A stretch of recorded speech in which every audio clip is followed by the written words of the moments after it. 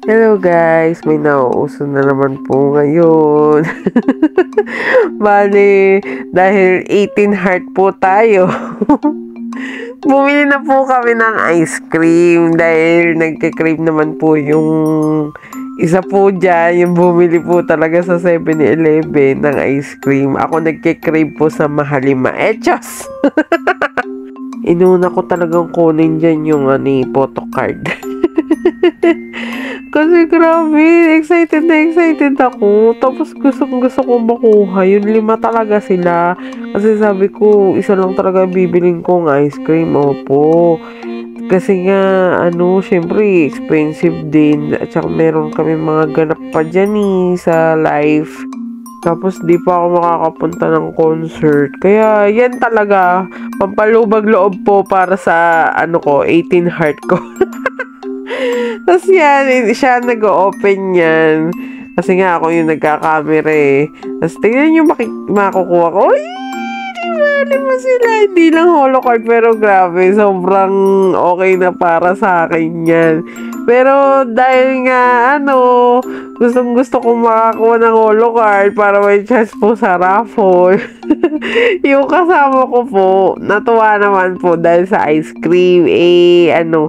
Ang dami niya talaga kumain na ice cream. And then, next day, binili niya ulit ako ng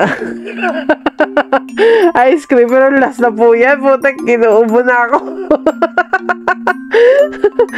Diba, ibang flavor. Tapos, ibang brush ng 7-Eleven. Yan, pakita ko sa inyo yung mga ganyan-ganyan. Kasi wala nung una may ganyan pala.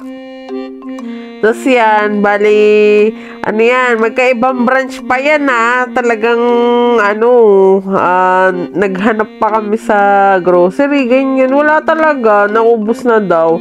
Tapos sa 7-Eleven lang kami mga nakakita, siya pala, si Ali.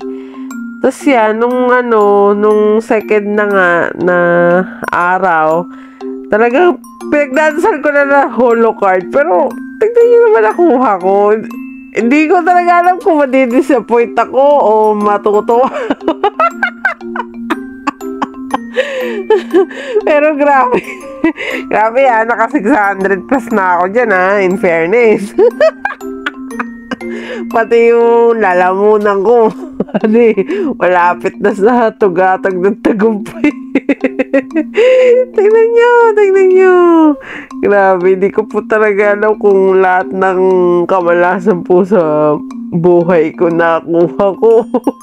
O sadyang lahat ng cards na nandito po sa manggahan ganito yung itsura.